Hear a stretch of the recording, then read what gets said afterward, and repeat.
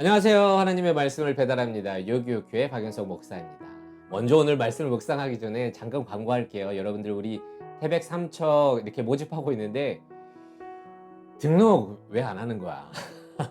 네, 우리에게 주신 성교의 마음을 품고 기도하면서 많은 관심과 참여 부탁드리도록 하겠습니다. 약속하세요.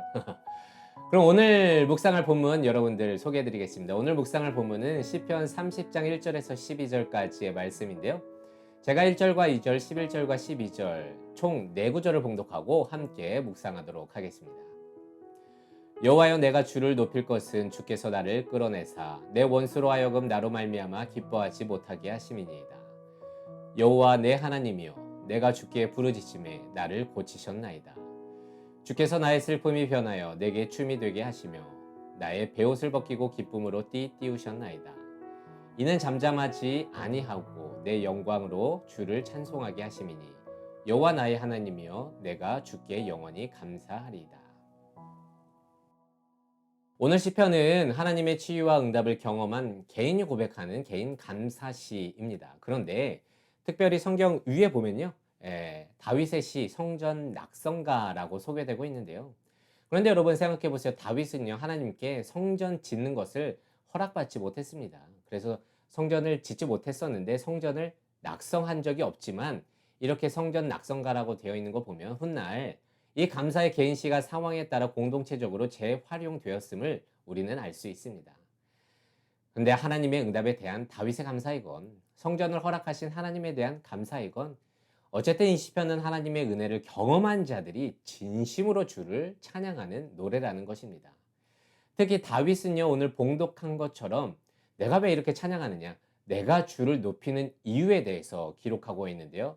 그 이유는 주께서 나를 끌어내셨기 때문이다 라고 고백하고 있습니다. 여기서 끌어내었다라는 표현은요, 우물에서 물을 길러 끌어올리는 행동이거든요.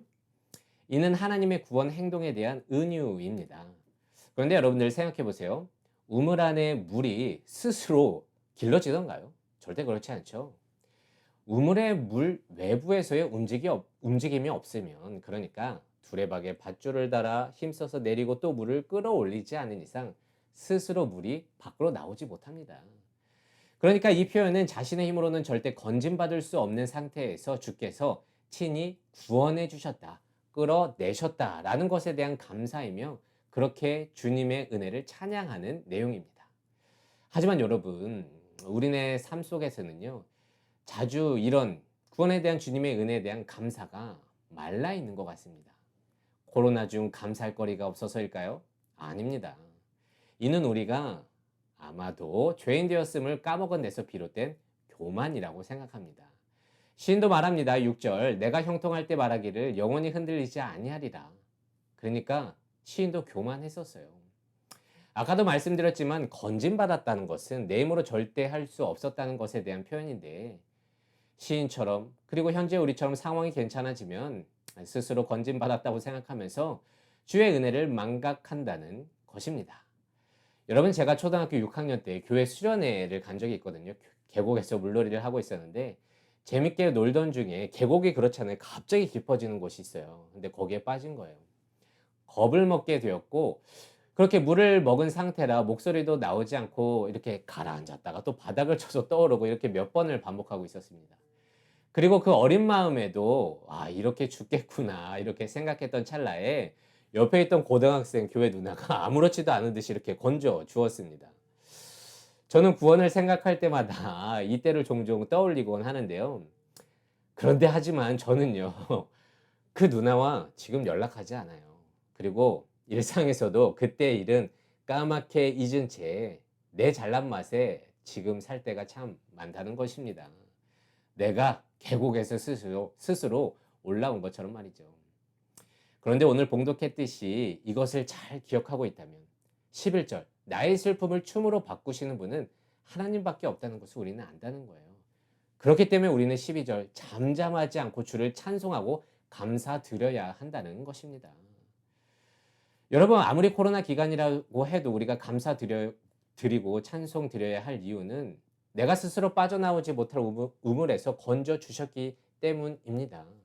그 우물은요, 폭이 1m, 높이가 2m 그런 것이 아니에요. 내 힘으로 절대 빠져나올 수 없는, 예를 들어서 폭이 100m, 높이가 한 200m 된다고 생각해 보세요. 절대 빠져나올 수 없습니다. 아무리 발버둥 쳐도 우리는 그곳에서 빠져나올 수 없다는 것이죠. 그런데 우리가 이것을 안다면 우리는 어떤 상황 속에서도 주를 찬양하고 잠잠하게 있을 수 없다는 것입니다. 그래서 저는요, 솔직히 이 구원의 기쁨, 은혜를 항상 생각하면서 주일만 되면 모든 것을 다 예배에 쏟아 버립니다. 밤새서 설교를 준비하고요. 이런저런 사역이 많아서 힘들지라도 지칠 때까지 최선을 다합니다. 그래서 장년분들과 청년들이 종종 한 말씀을 하죠. 그렇게 하지 마라. 그런데요, 그게 끌어냄 받은 자의 할 일이라고 생각합니다. 그래서 맨날 월요일만 되면 파김치가 돼서 하루 종일 잠만 자고 있지만, 그런데요, 저는 그게 저뿐만이 아니라 건진받은 우리는 모두 그래야 한다고 생각합니다. 마라톤 완주자가 자신의 모든 힘을 써서 피니시 라인에서 쓰러지듯이 우리는요, 그런 주의 은혜에 감사하면서 잠잠하지 말고 인생의 예배, 주일의 예배에 온 힘을 쏟아 부어야 합니다. 왜냐하면 그렇게 슬픔에서 춤으로 바꿔주셨기 때문이죠. 그래서 오늘은 이렇게 질문해 보겠습니다. 여러분, 내 인생의 슬픔을 춤으로 바꿔주신 놀라운 주의 은혜를 기억하십니까? 그것이 있다면 그 기억을 떠올리면서 나의 삶의 예배, 주일의 예배의 모습은 어떤지 돌아보길 원합니다. 그래서 오늘 하루도 이 말씀을 묵상하면서 내가 주님의 은혜에 잠잠치 않겠다고 그렇게 결단하면서 살아가는 여러분들이 되시기를 진심으로 소망합니다.